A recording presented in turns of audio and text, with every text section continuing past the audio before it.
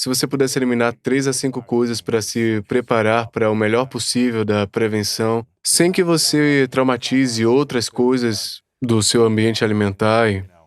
Eu escrevi um artigo sobre isso esta manhã. Fui chamado por uma revista nacional querendo exatamente este artigo. Então levantei mais cedo para escrever e mandei bala. Muito louco isso.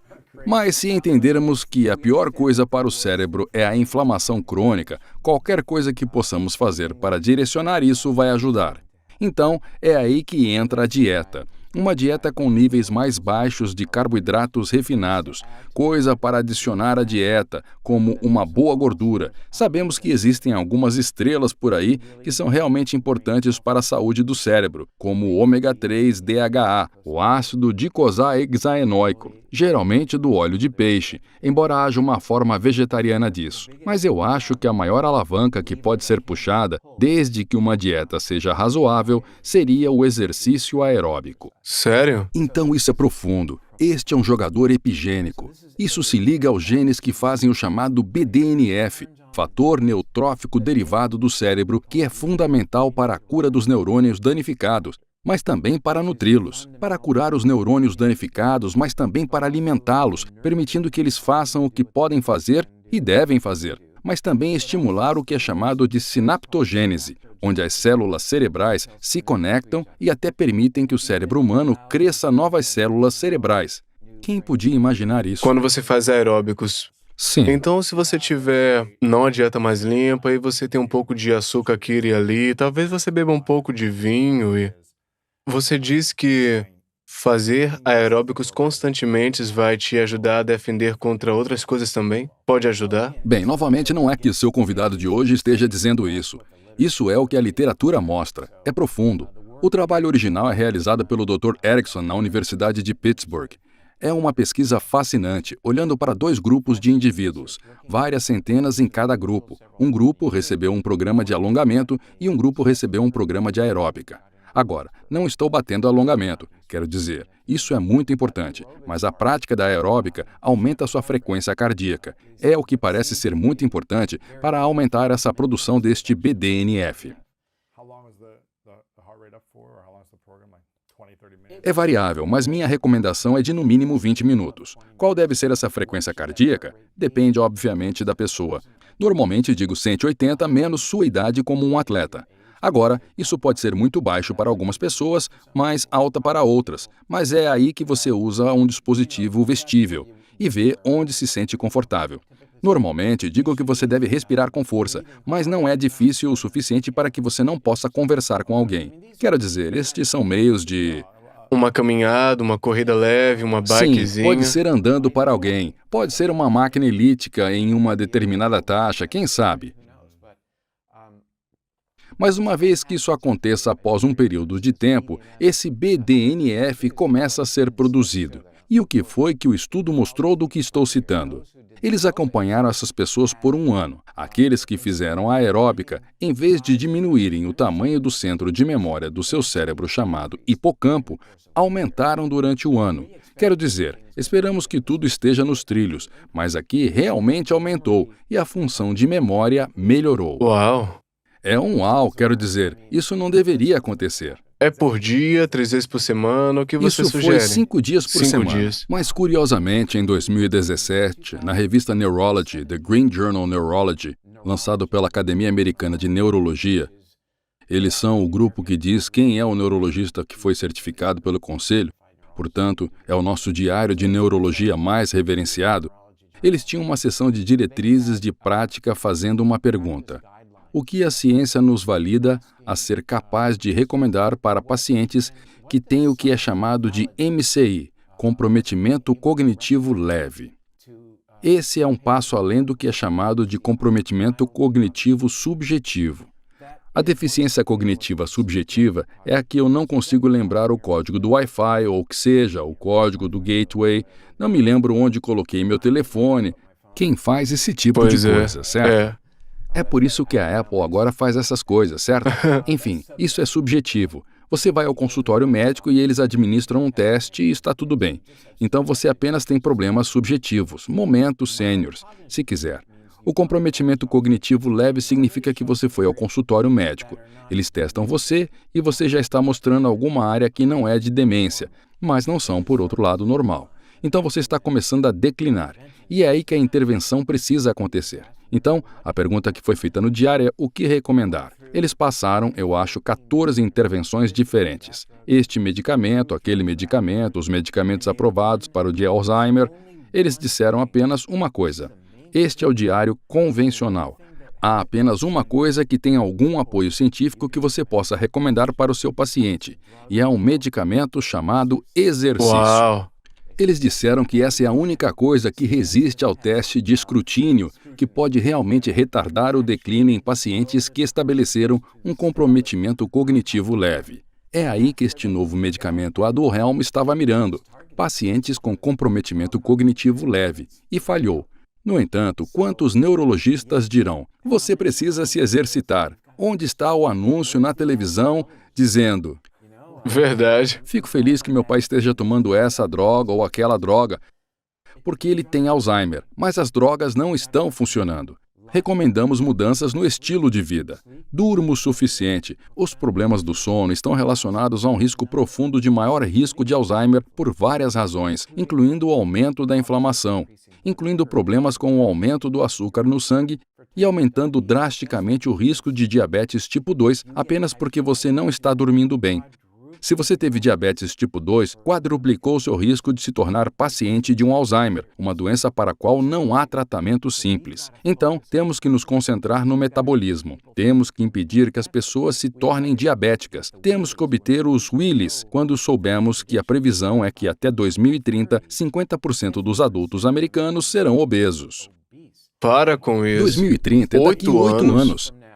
Você costumava pensar, 2030, as geleiras estarão derretendo, isso é num futuro distante. É daqui 8 anos, pense Então eles sobre estão prevendo isso. que 50% da população americana vai estar obesa. Adultos. Já é 1/3 dos adultos americanos que têm pressão alta. Já são 10% das crianças entre 12 e 18 anos que têm pressão alta que requerem medicação. E como era há 30 anos? As coisas estavam melhores, mas isso é exatamente quando as coisas mudaram. E o que aconteceu?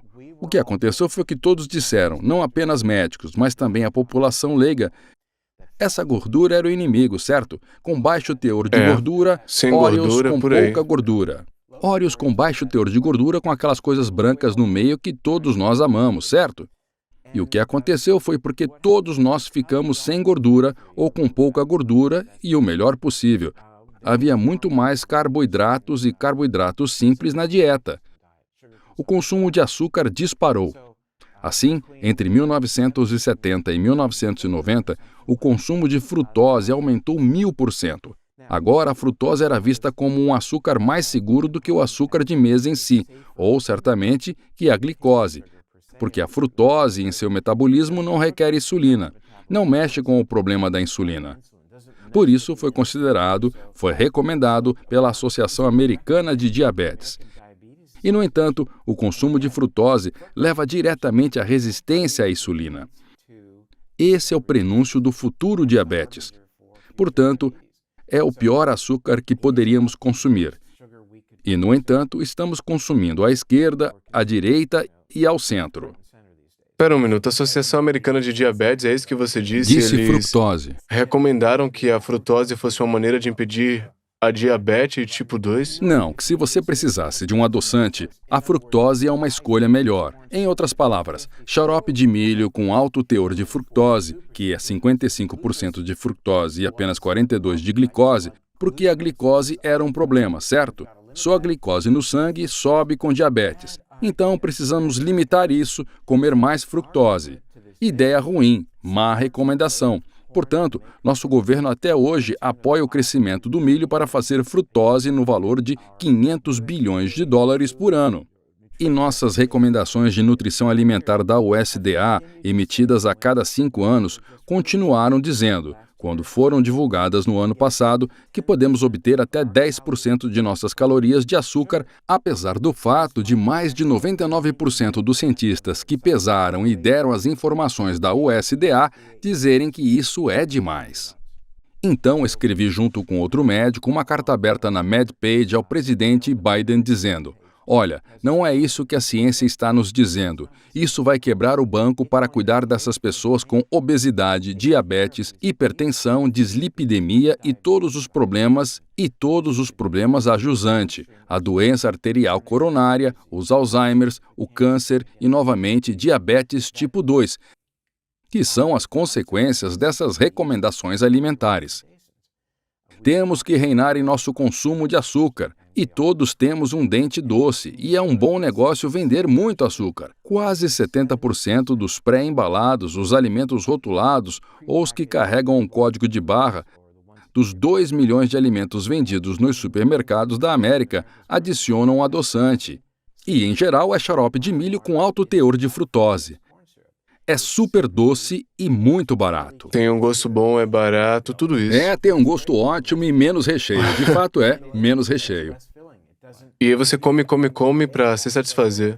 Exatamente. Então, frutose, como mecanismo de sobrevivência para nossos ancestrais, não disse a eles para parar de comer. De fato, tocou com esse hormônio da saciedade, chamado leptina, e bloqueou como a leptina funciona no cérebro. Então, comíamos e queremos comer um pouco mais e depois continuar comendo. Por quê? Vai ajudar a gente a armazenar gordura. Pode apostar e teríamos sobrevivido. E agora nos deixa mal. Sim, está nos deixando doentes e estamos apoiando. E são os clamores de alguns de nós por aí. Os Robert Lustings, os Gary Stalbeses, aqueles de nós que realmente reconhecem o que está acontecendo aqui, que o adoçante de nossos alimentos e a sensação de que é natural. Você comia muito açúcar quando era criança, crescendo, adulto? Eu acho que quando criança sempre tomávamos refrigerante. Tínhamos refrigerante de cereja preta e bebemos muito disso. E nós bebemos muito suco de laranja crescendo na Flórida. Então, isso é a pior coisa que você poderia fazer. Uma carga tão alta, rapidamente, de frutose em seu sistema. Então eu digo, dessa perspectiva, sim. Mas você não era vidrado em doce, bolo, biscoitos, essas coisas, eu diria não mais do que ninguém. Eu ainda quero e desejo, com certeza. Sério? Oh, sim. Como você administra isso? Você come um pouco, de vez em quando? Eu definitivamente como um pouco de frutas. Não posso te dizer quando tomei um copo de suco. Não está mais na minha memória. Eu te digo que comi um pão de gengibre e adorei cada migalha. Não sei quanto açúcar ele continha recentemente. Mas geralmente está fora da mesa para mim. Quero dizer, não quero me tornar diabético. Meu pai morreu de Alzheimer. Eu tenho um monitor de glicose contínuo. Eu sei muito bem, momento a momento, o que meus alimentos estão fazendo comigo. Eu estou mantendo o meu açúcar no sangue sob controle. Tem um monitor em seu... Estou vigiando agora, não o tenho comigo. Entendi, você geralmente tem no ombro, esquerdo, né? Sim, eu geralmente tenho aqui um CGM. Uau, você verifica... você precisa conseguir isso, vamos configurar você. Eu sei que Asprey e todos esses outros caras, o Sergey Young, todas essas pessoas, eu fico tipo... Eu quero isso pra mim, você sente que é... Isso não é uma agulha no seu corpo. Ok. Ele está medindo no que é chamado de fluido interstical, que fica bem na camada superior da sua pele. Você coloca um adesivo e não sente. Não é aquela coisa de plástico volumosa, é como... Não, é um pequeno adesivo, mas você coloca outro curativo sobre ele para ficar protegido. Dessa maneira, pode molhá-lo e tomar banho. Entendi. Sergey para conseguir o dele. É mesmo? Sim, ok, sim. A gente teve Sergey aqui também. Então, o que é que isso faz para saber... Bem, ele diz a Lewis, especificamente, que alimentos compõem você. Então você tem que me dizer. Uau. E vai me postar isso. Mas você se tornará parte da tribo que está monitorando o seu nível de açúcar no sangue. E você mencionou pessoas que provavelmente respeita. Ambos são meus amigos íntimos, eu respeito os dois. E o que é realmente valioso é que eles sabem o quanto isso é importante. Há uma doutora, Cassie Means, que eu espero que você traga para o seu programa. Vou jantar com ela no sábado à noite. E ela é fundadora de uma empresa chamada Levels. Sim, já ouvi falar da Levels Levels. É um software para entender o que esse monitor de glicose contínuo, CGM, está dizendo. Quão importante é o CGM? É tão importante que eu o coloquei no livro. Na verdade, eu coloquei um capítulo inteiro. Cassie Means foi quem me ajudou a criar esse capítulo. É realmente importante. E no futuro, pode haver um dia em que o mesmo PET fornecerá outras informações, como seus níveis de ácido úrico. Então você pode saber como os alimentos que você está comendo estão afetando o ácido úrico, porque é igualmente valioso. Então, você meio que mudou sua identidade apenas determinando que sucos ou certos alimentos açucarados estão fora Sim. da mesa, né? Então você nem fica tentado para poder consumir eles, né? Profissionalmente e pessoalmente, eu vi o que o Alzheimer faz, e essa é uma grande ameaça para mim. Quero dizer, eu tenho um histórico familiar, então estou em maior risco. Geralmente, não tanto risco que teria sido se minha mãe tivesse tido Alzheimer. Teria sido um risco muito maior. Eu não carrego um dos marcadores de risco Os chamado genes. APO4 alelo. Eu não carrego isso, mas é dizer que isso é um alelo de predisposição, não determinante. Isso não significa que se você tiver o APOE4 ou tiver dois APOs E4S, definitivamente vai ter a doença. Seu risco é aumentado drasticamente, até 12 vezes se você tiver 4 e 4. Mas, novamente, nessa situação você faz tudo o que pode para traçar seu destino, mudar seu destino e dizer que o alelo APOE4 trabalha em conjunto com outras coisas sobre as quais você tem controle. Você não tem controle sobre seu legado genético. É um presente de todos que vieram antes, e pode haver alguma vantagem em carregar o alelo APOE4. Se não houvesse, então, por que isso persistiria? Se sempre fosse uma coisa ruim, por que ainda estaria presente em nossa população? Em algumas populações, 20, 30% da população carrega pelo menos um alelo APOE4. Tem que fazer algo positivo. Talvez não no mundo de hoje, mas talvez em nossos ancestrais paleolíticos ou até mais recentes. Foi protetor, talvez porque tenha um papel e desempenhar na inflamação, o que pode ser uma coisa boa. A inflamação pode ser salvadora da vida, mas inflamação excessiva... A inflamação crônica não. Inflamação grave, crônica ou aguda. Na Covid há esta tempestade de citocinas, onde o corpo está basicamente pegando fogo desses produtos químicos inflamatórios que destroem tecidos, os pulmões, o coração, o cérebro. Mas temos que considerar uma noção de outro termo, a garoa de citocinas, onde você tem apenas um leve aumento dessas citocinas flutuando em torno do corpo o tempo todo. O Grand Canyon não foi formado por uma enorme inundação, tempestade de citocinas. É aquele rio lento passando por centenas de milhares de anos e veja o que você tem. Então, temos que reinar sobre a inflamação através de nossas dietas, através da consciência do papel de nossas bactérias intestinais, tendo em mente a noção de permeabilidade ou vazamento intestinal, como a falta de sono aumentada, a inflamação, todas essas coisas. Não quero que isso soe muito convincente, certo? Quero dizer, você falou com pessoas realmente maravilhosas cujo foco tem sido a inflamação. Quer seja entrar em água realmente fria ou fazer as coisas de que Sir J. Young fala. E certamente você tem falado muito sobre dieta e como ela é importante. Mas dieta é mais do que apenas macro, é micronutrientes, é informação. Os alimentos que comem estão falando agora com o seu DNA, mudando sua expressão de genes. Isso é inebriante. Quero dizer, quando eu estava na faculdade de medicina, o DNA estava trancado em uma caixa de vidro e determinou tudo sobre você, como seria seu corpo, o que você seria alérgico, seu destino. Estava lá. E agora sabemos que interagimos com o nosso DNA agressivamente, que mais de 90% dos genes que o Código de Saúde e Longevidade estão sob nosso controle até certo ponto, com base no que escolhemos fazer. Quero dizer, no momento em que você quer assistir a algo e fica acordado muito tarde para assistir ao 12º episódio de Ternos ou o que quer que seja, e você não se levantou, você teve que se levantar de manhã e não está certo. Isso muda a expressão do gene, obviamente, não para melhor. Faz outras coisas, aumenta a produção de cortisol do seu corpo, um hormônio de estresse que é tóxico para seus neurônios no hipocampo, aumentando a inflamação, diminuindo sua capacidade de desintoxicar muito do que está ao seu redor. E, no entanto, temos os dados. Podemos usar o nosso córtex pré-frontal para dizer, talvez não fosse uma boa ideia, e ninguém é perfeito, quero dizer, ninguém pode ser perfeito, porque ninguém entende completamente o programa exato para eles através do que é chamado de medicamento personalizado. Essa seria a coisa certa para você, para mim. Estamos cheios dessas células em divisão e algumas delas cometem erros. Mas um câncer microscópico é completamente inofensivo, porque não tem suprimento de sangue. E assim nosso corpo evita que os cânceres cresçam naturalmente, controlando a angiogênese, então temos o suficiente para nossas células boas.